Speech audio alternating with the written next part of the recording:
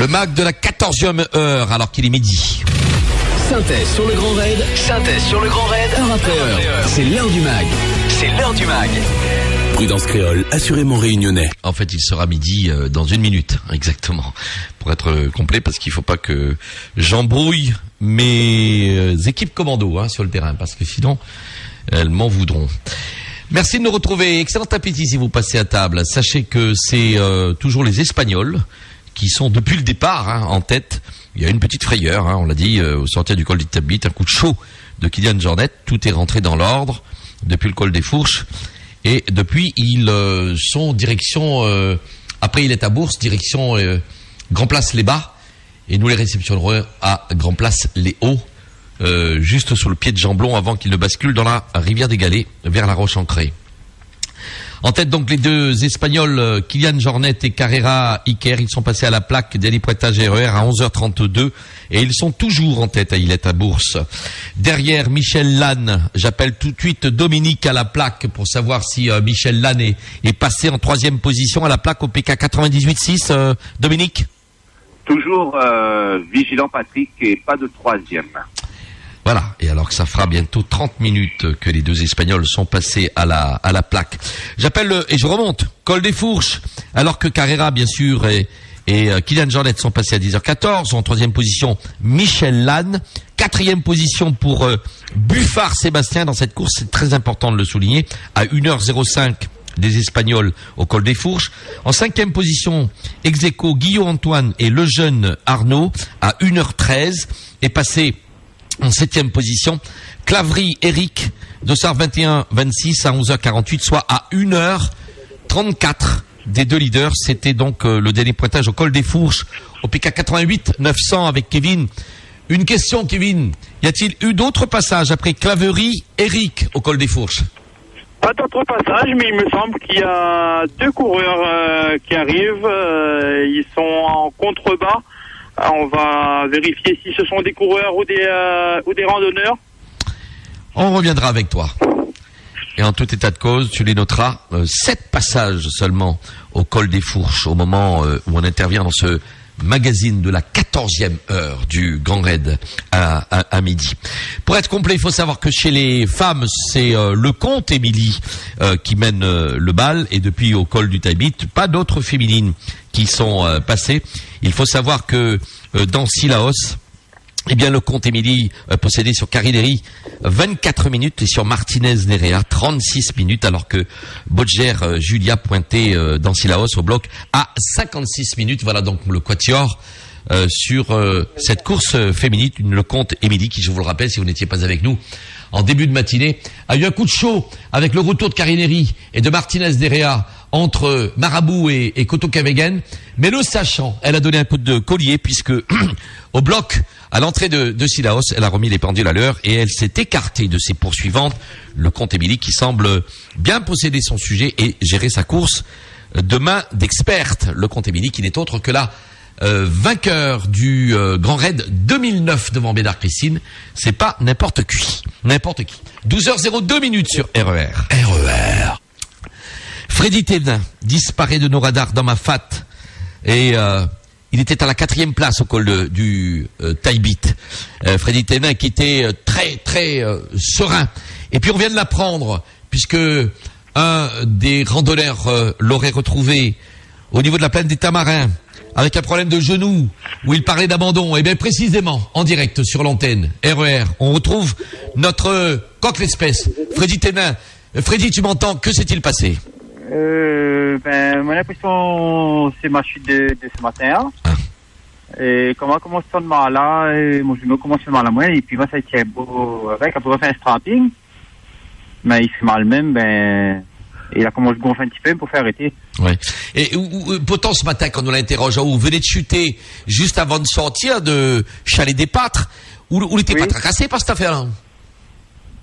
T'es fait pas mal à moi sur le coup, mais après, t'es encore chaud. La douleur, la nuit, quand on commence à descendre du chemin là, pratiquement là.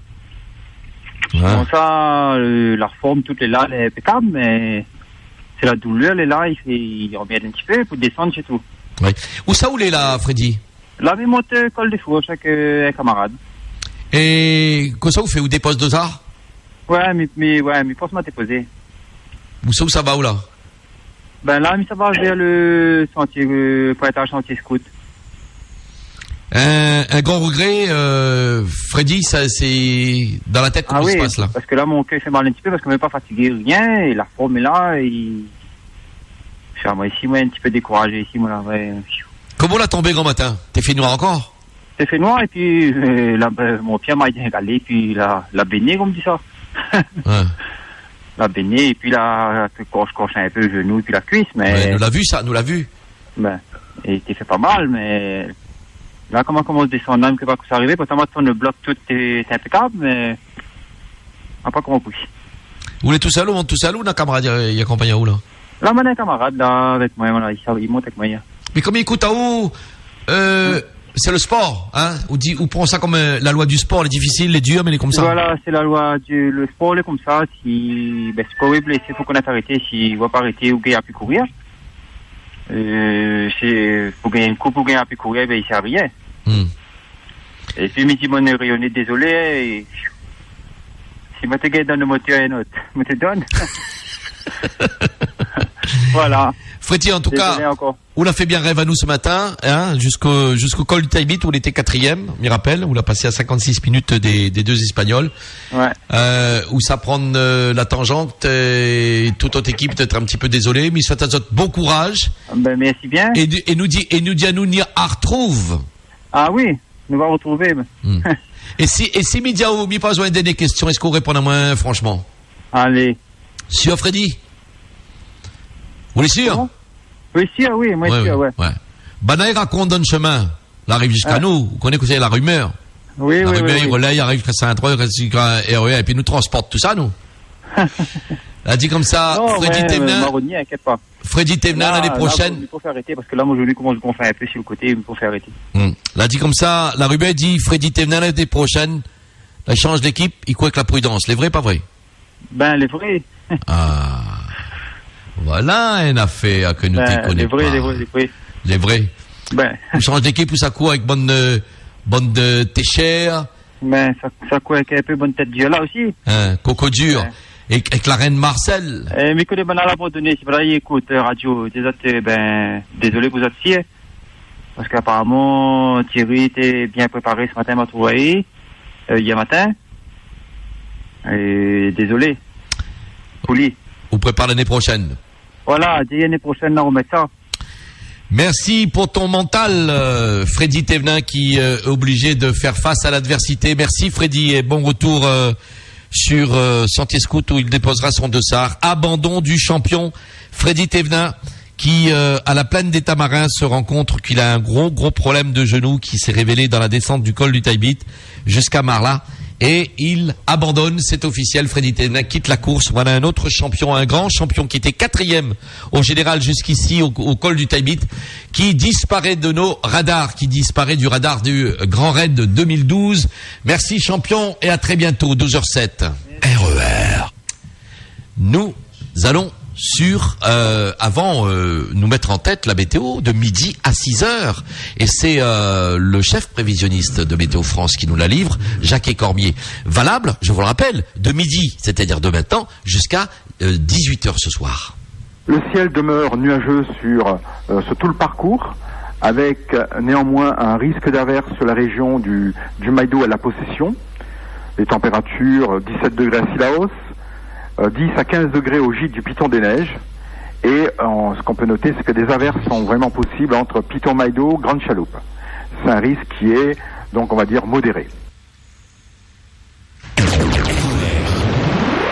À 12h07, à 12h08, pour 2 petites minutes, nous allons retrouver le regard de Johnny Mercier qui porte sur cette course après quelques 14 heures de course dans ce Grand Raid de 2012. Johnny Mercier, bonjour, tu nous as rejoint? Oui, bonjour Patrick, bonjour tout le monde, je vous reçois. Où ça que tu te trouves là, Johnny? Alors là, je suis sur la route du Maïdo, donc à quelques, on va dire 1 ou 2 kilomètres du sommet sans doute, où je me prépare donc à descendre le col pour rejoindre tout à l'heure les coureurs. Donc ici, gros brouillard, une petite brune, mais bon, il fait pas chaud, il fait pas froid. On va dire que les conditions sont idéales pour arriver de ce côté-là cet après-midi. Avant que tu nous retrouves Maido tête dure et pour qu'on explique à nos amis auditeurs ce qu'on va faire en haut de la brèche et en bas de la brèche avec toi et Billy, je voudrais que tu nous dises un petit peu le regard que tu portes sur cette course avec deux Espagnols superstars qui semblent verrouiller la course et la mener avec une grande sagesse et une grande sûreté. Et puis derrière, eh bien notre petit coq l'espèce l'a disparu, tu viens de l'entendre, abandon de Freddy Thévenin. Et puis dans les 10 premiers, on cherche le premier réunionnais, pas de premier réunionnais, c'est dur ça?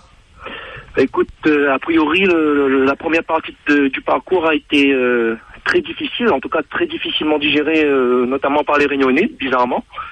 Avec donc cette première montée du volcan qui a sans doute laissé des traces, avec, comme le disait Tidage, des conditions difficiles, peu de feu de phoque, avec le froid, etc. On a l'impression que donc définitivement la course était scindée en deux, hein, avec deux Espagnols largement au-dessus du lot. Je pense qu'il ne faudra pas chercher plus loin le vainqueur de ce soir. Maintenant, le vainqueur ou les vainqueurs, la suite reste à écrire, on va dire. Et puis donc du suspense entre là, on va dire la 3e place et la 12e place où les écarts sont beaucoup plus serrés. Alors, on connaît pas ces Espagnols. Dernière question, on les connaît pas. On connaît Kylian Jornet pour sa 2e participation à un grand raid. Quel type de course ces deux copains peuvent faire? Il faut bien qu'il y ait un gagnant. Est-ce que là encore, on peut dire que une fois la brèche, dernier juge de paix avalé, ils finiront pour la grandeur de l'Espagne ensemble, main dans la main? Eh bien, écoute, moi j'ai envie de dire que c'est une histoire qui se répète un petit peu, parce qu'on avait eu un petit peu la même configuration sur une UTMB il y a 2 ans de cela, où il y avait même 3 Espagnols donc qui menaient le bal durant la course. Mais n'empêche qu'à 20 ou 30 km de l'arrivée, ça n'a pas empêché un certain Kylian Jornet de porter une accélération et de gagner la course. Alors maintenant, est-ce qu'ils peuvent se permettre d'être en vacances et de gagner le grand raid à 2? Ou est-ce que, écoute, la rage du vainqueur va refaire surface sur l'un des deux, et puis le plus frais, ou celui qui aura un petit peu plus de cartouches dans les jambes pourra faire la différence sur la fin de parcours? En tout cas, on peut dire qu'après la brèche, s'ils sont ensemble, il y a à prévoir un quelque chose d'ici l'arrivée au stade de la délivrance. Kylian veut peut-être pas l'avouer, il l'avoue à demi-mot, mais je pense que ça se discute. Ils sont en train de voir un petit peu, de se jauger sans doute de temps en temps. Ils ont l'air assez équivalents en termes de forme aujourd'hui. Pourquoi pas une belle arrivée espagnole main dans la main à la Redoute. Je vois pas l'intérêt de l'un ou de l'autre de faire mal à son copain sur une fin de parcours qui, après, comme je te l'ai dit, après l'arrivée des galets, il y aura plus de grosses difficultés. On va se retrouver tout au long de l'après-midi, Johnny Mercier. Merci à toi d'avoir prêté ce regard sur RER. 12h11, excellent appétit si vous êtes à table. On se retrouve pour le MAC de la 15e heure. Ce sera à 13h.